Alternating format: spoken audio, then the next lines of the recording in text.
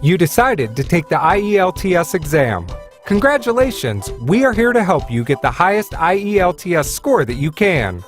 Nonstop IELTS with 9 key steps will help you to do the best that you can do by mastering your beliefs, emotions, mindset, and do the best that can be done by giving you a step-by-step method, not only in IELTS exam, but in other areas of life.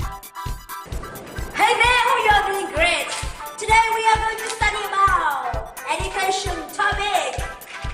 We're going to hear our friends from USA record a story. The story includes different IELTS academic words.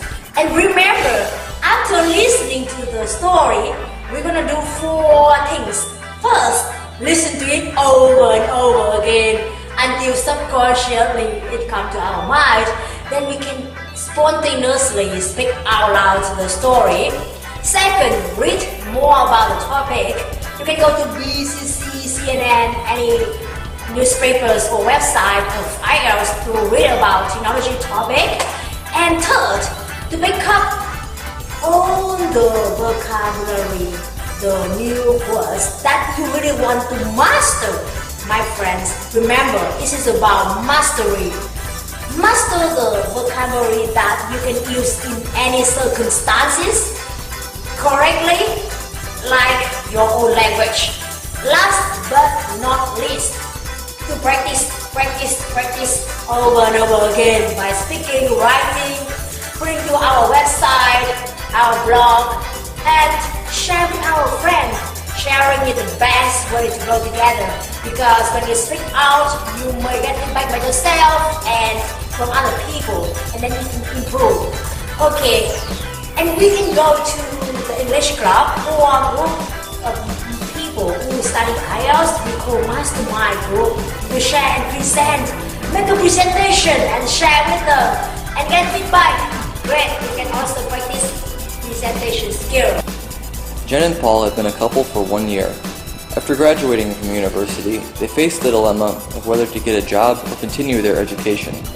They created a list of the advantages and disadvantages of going abroad. They read about it and brainstormed some ideas. Jen decided to go abroad to pursue her study an MBA, while Paul made up his mind to find a job. A year later, Paul found there was a restless stirring deep within him, and he wanted to continue his further education, so he applied to study in Korea. At that time, Jen completed her study and went back to the USA to start her own business. It did not work out. That made her leave the USA. After 3 years being away from home, both Jen and Paul went back together and decided to establish an education center with 2 packages: soft skills and scholarship hunting services. The forms of learning varied, ranging from lecture to tutorial. Their target customers were undergraduates who have a clear vision for what they want in life. The core value of the company is customer satisfaction. All of the classes are based on students' interests. They have the opportunity to present the topics they like or want to improve on, then get feedback from other students as well as experts in the field who are hired by the company. The goals are for the students to be more confident, self-disciplined, more proactive, and innovative. They were losing money, but they didn't stop doing it. They consulted a business coach to help them recover their business. The main reason they kept working hard on the business was their underlying passion to help others and improve the lives of their students. After struggling with their business for 3 years, the business started doing extremely well, and they were able to expand their centers to other cities. All the students studying in the center excelled with their studies and were confident to enter the real world. The business idea revolutionized the education system and won a prize for the innovation contest for new startup company. Nowadays, spending an extended period of time overseas to study is becoming increasingly popular. There are clearly many advantages to doing this, but people who study abroad can also face some problems.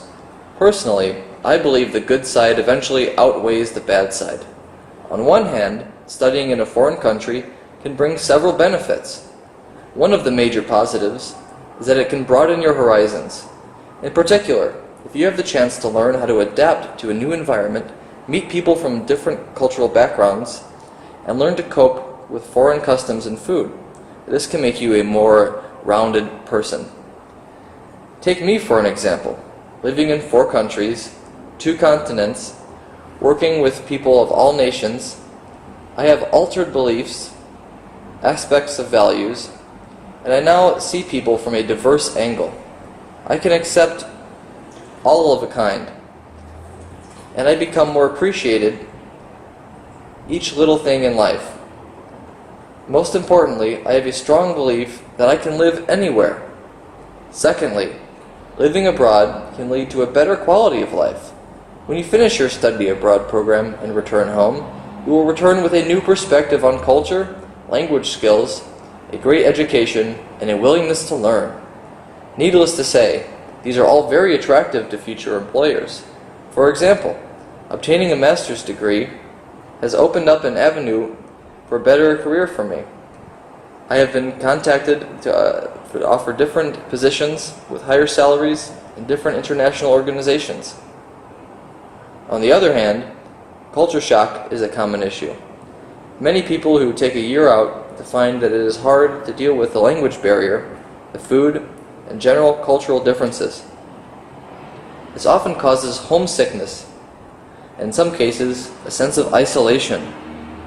It is the case of my friend who studied masters with me. Except going to the university, she always stayed at home and counted down the days until she went back. She did not get involved with the local life and usually felt homesick. Another issue is that it can be difficult to start a new life from scratch. In other words, when you move abroad, you have to find an accommodation, a way for transportation, and create a new social circle. This process takes time and can be especially challenging if you are not willing to completely immerse yourself in the new life in the host country. As a result, you may lose connection with the present and it may become very stressful for you. In conclusion, starting life in a foreign country is not plain sailing. It is important to weigh up the pros and self-development and future career and the cons of culture shock, as well as adapting to the new environment. Personally, I strongly believe we can gain more benefits instead of disadvantages as long as we are ready to take this challenge. If you enjoyed the story, so please help me do 4 things. Firstly, go to the website, download all the related documents, essay, audios, maybe videos, or the mastery table where you can input all the academic words. Secondly, share your experience about the topic or about your IELTS learning or even your blogs. Thirdly, subscribe to the channel, then I can send you the update with any new videos and we can meet up each other and learn together. Last but not least, let's take action from today together. Cannot wait to see you in the next video. Until then, let's together non-stop living, loving and giving every moment of life and non-stop loving IELTS from today.